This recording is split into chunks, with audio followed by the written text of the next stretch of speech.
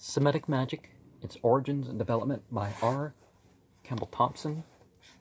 Chapter 4, The Atonement Sacrifice. From the preceding chapters, it will have been seen that the taboos, which are other than holy in their origin, are due to demoniac possession or obsession. The operations of spirits and the technical uncleanliness of the tradesmen are all inseparably connected. That is the priest-sorcerer's part to remove these and render the tradesman capable of taking his part again in the social life of his clan. From the illustrations of sympathetic magic in general, it is clear that the magician reckons among his most excellent treatments the transference of devils from such as are obsessed, in point of fact, from all sick people whose trouble is due to the initiative of some spirit. The next step is to employ these deductions in the elucidation of the biblical system of atonements which plays such a part in the Jewish religion, and which Christianity is a fourfold condemnation of. Not fourfold, eightfold. All 8 parts of the law of atonement, according to the Tanakh, are denied by Christians. But they deny it in a way that says, well, it's symbolic of so we symbolically follow the commandment by breaking the commandment. Of course, we see deductive reasoning in the Talmud that goes towards some of those ends. The word used in Hebrew for performing the atonement ceremony is kippur, corresponding Syriac word root, meaning to wash away. The word in Arabic for an atonement of this kind is called kafara, or more commonly fidya, fidu. And according to Curtis, he quotes one Derwesh Hatib of Der Atiyah in the Syrian desert, a lecturer who leads the mosque service in the village. Imam. Fidu means that it redeems the other and places the other substitute for the other.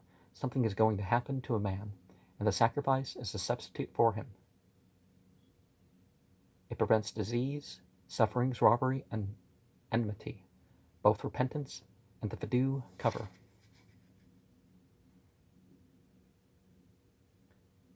Robertson's Koberli Stund on Gnade Imrel 11 of 1905, page 18, Nach Zimmern, Zoviel, Ui, Legwischen, Un, Achenlich, Astruke Meher. Quotes on the subject, on his views on sin as sickness, on the kapara, okay, 2 P's, whatever language this may be, or explanations of the rite of atonement, the following are noteworthy. And the Esser Suhuritas Betutet Kein Verbundung Zwischen Gott und Menschen in Neven Verstand des Altertums, alles Veranstaltung des göttlichen Willens bedutet ein Mysterium. Man empfand des Schauer des Unverständlichen, wenn hier im Blut des Sündopfers die Besinnung zwischen Gott und Volk neu geknüpft wurde, aber wie mit dem Sündopfer des Versöhnungstages, so steht es mit jedem Sündopfer und überhaupt dem gesamten Opferdiensten ein Praxis. Antwort auf die Frage, why den Opferdienst auf Gott en Werke wusste man schwerlich zugeben. deutlich ist nur das der Gedanke der Kommunion mit der Gottheit im alten Sinne für die Juden unmöglich geworden war. Oh, come on. If you know you're not quoting a ritual or something, or a scripture or something, why not just, it's not necessary to leave it untranslated, presuming everybody knows Latin and French and German and all this other stuff. And that's Smen Leherb de Alt Religios of 1893 and page 323. Akrihim hat sich gegen die Satisfaction Theory erklärt, hat aber doch das Sündopfertier als Gegenstand des austilgenden Gottesfluches ansehen worden. Es wurde durch den austilgenden Eifer Gottes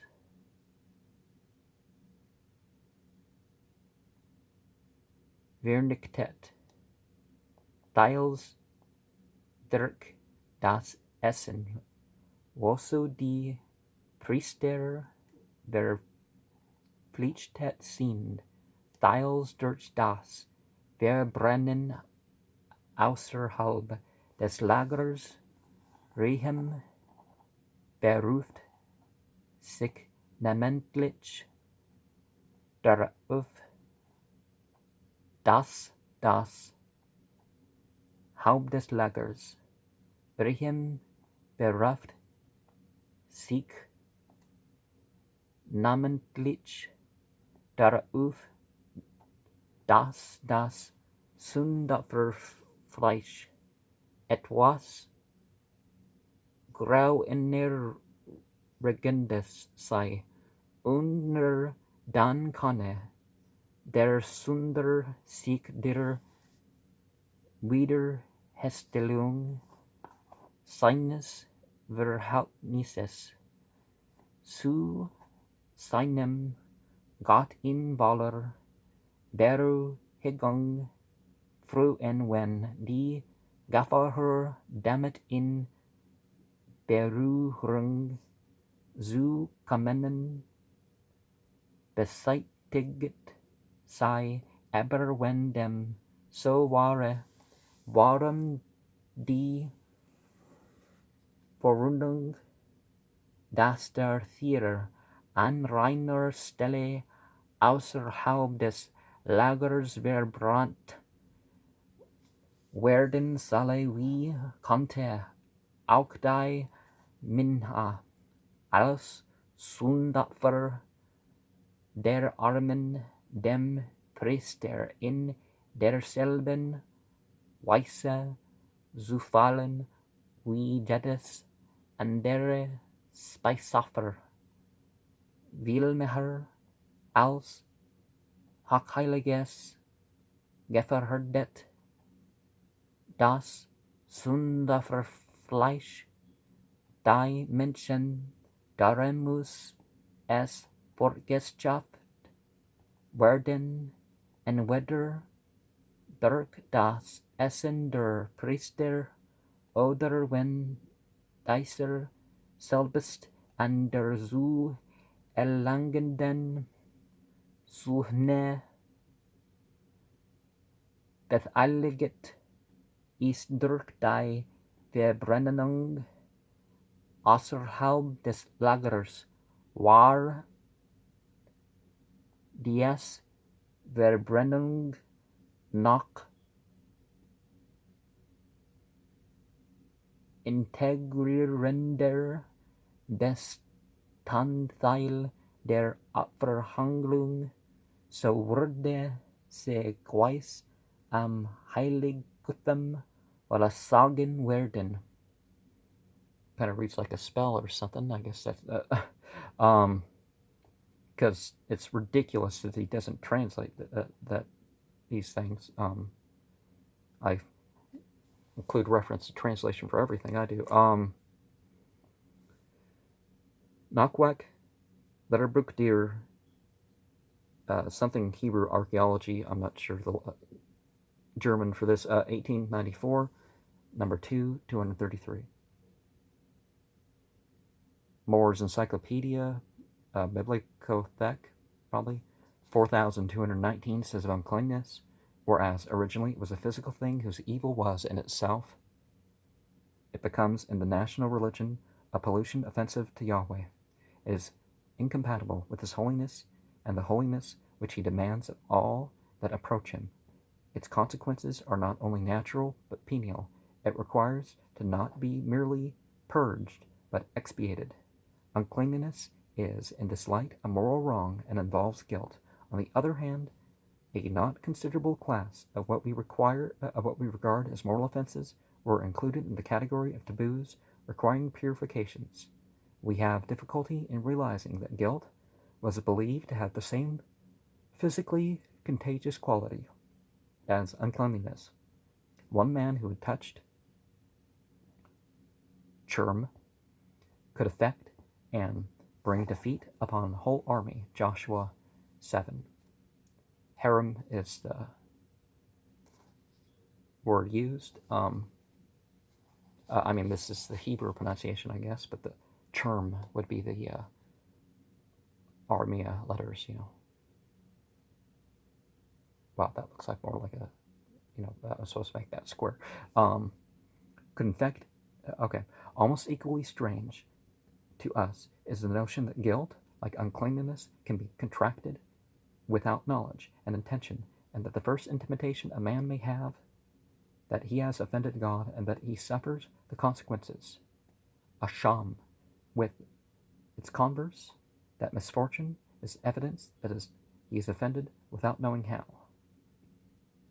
And something being used 4 times in the Quran, the word kafara. From a passage quoted above on page 84, the use of the word atonement will have suggested that the Assyrians were in the habit of performing some ceremony akin to that of the Hebrews. The most striking coincidence is, first, the parallel use of the word kiparu in Assyrian with the Hebrew kippur.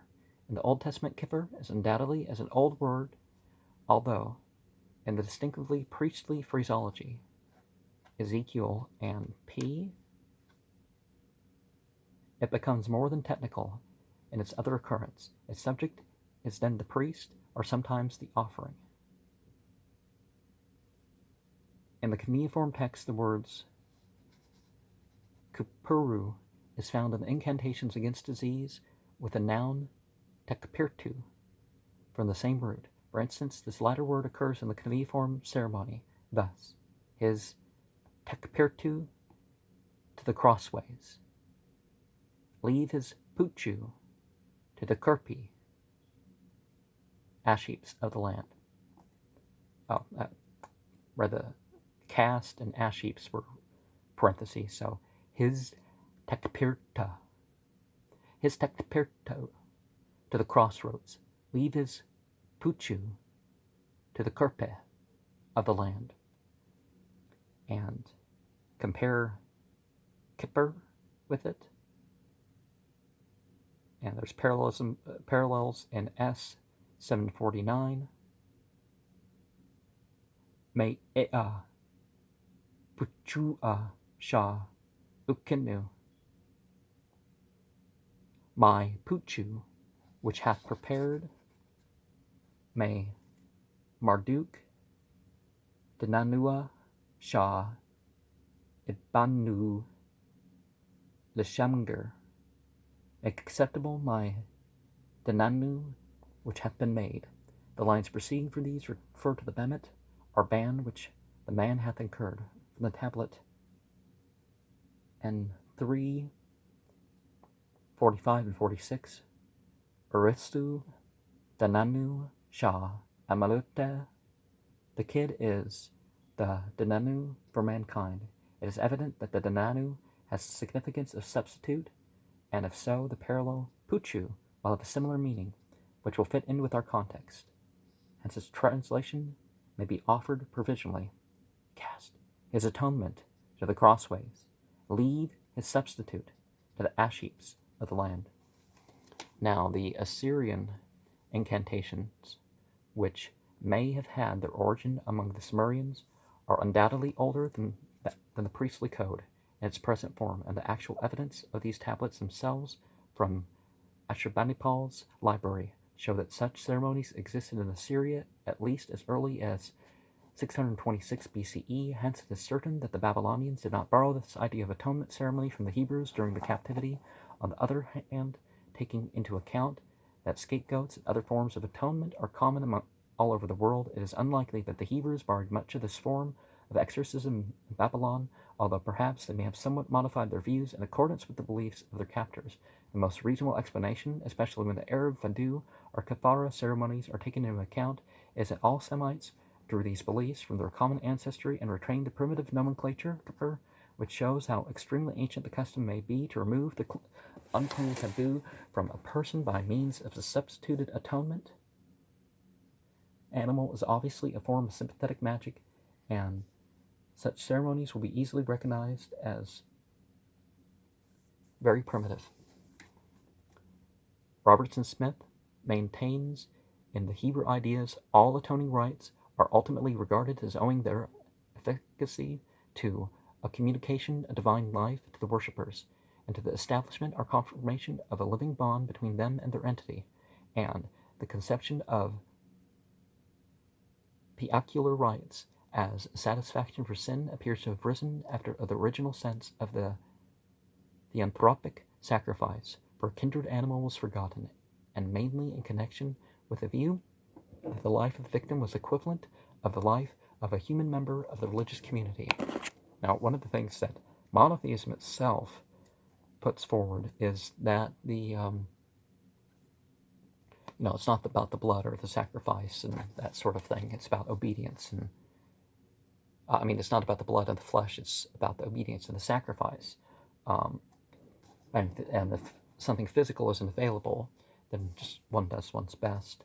He points out here that in older literature, when exceptional and piacular rites are interpreted as satisfactions for sins, the offense is always a definite one, and the piacular rite is not a stated and periodical character, but it is directly addressed to the atonement of a particular sin or course of sinful life. And in the Levitical ritual, all piacula, both public and private, refer only to the sins committed unwillingly. For later views on Hashem, see Koberle 81.